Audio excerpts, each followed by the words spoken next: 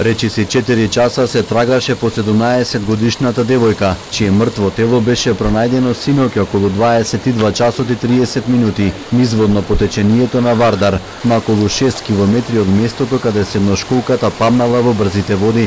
Водостојот бил голем, хидроцентралите го намалиле нивото, но било предоцна, никој не успеал да ја спаси. Случајни минувачи забележале дека таа се дави, откако памнала во реката по борбата со кучињата скитници. Ова е местото каде што вчера 17-годишното девојче било нападнато од куче скитник. Таа се обидувала со својот ранец да се одбрани од кучето, меѓутоа изгубила равнотежа и паднала во водите на реката Вардар.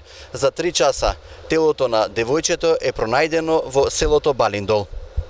Девојката учела во Гостиварската гимназија. Се враќала од училиштето со уште еден ученик и по кеот на реката Вардар долж градскиот парк се упатиле на автобуска постројка за да се вратат дома во Гостиварско Здуње. Веста за смртта ги потресе жителите на селото. Бараат одговорност од општината за трагичниот настан. И се пушта од кучињата, тие бегајки се лизнало и право Вардар. Вардарот многу. Едно другарче имало со нејзе или другарка. Тие сигурно сакале да му помагаат, не можеле никако, многу Вардар од вода имало, многу голема вода. И тоа е тоа. Мора да земат државата мерки за овие скитници, мора да земе.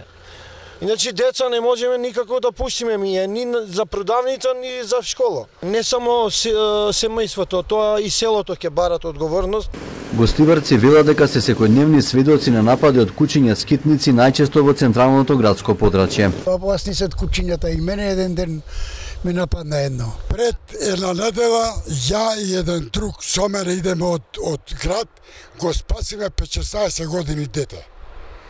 30 кучиња се пуштија по него. Тоа не е само сега. Кучињата се секојдневна појава овдека во парков, и во едниот и во другиот парк.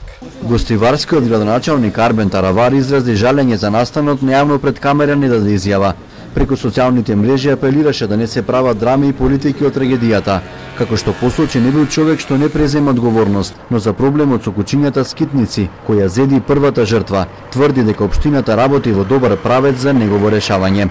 Не сум навикнат да не сносам одговорност, но математички нашата екипа го правеше и го прави невозможното за да се стабилизира состојбата каде што затекнавме едно куче на метар квадратен. Ако се откажеме, покажуваме нула одговорност. Ако продолжиме да ја водиме битката со кучињата, значи имаме сила и дигнитет. Досега сме оперирале 50 вакви кучиња скитници и сме вакцинирале 100 вакви бездомни животни. За настанот согласи премиерот Зоран Заев. Тој смета дека треба да се промени законската регулатива во однос на згрижување на кучињата скитници, која според него е комплицирана и затоа голем број градови се соочуваат со незгрижени животни. Инаку во Гостивар се уште нема центар за чување и третирање на кучињата скитници, иако беше најавено дека тие ќе бидат згрижени во просториите на поранешната Гостиварска касарна.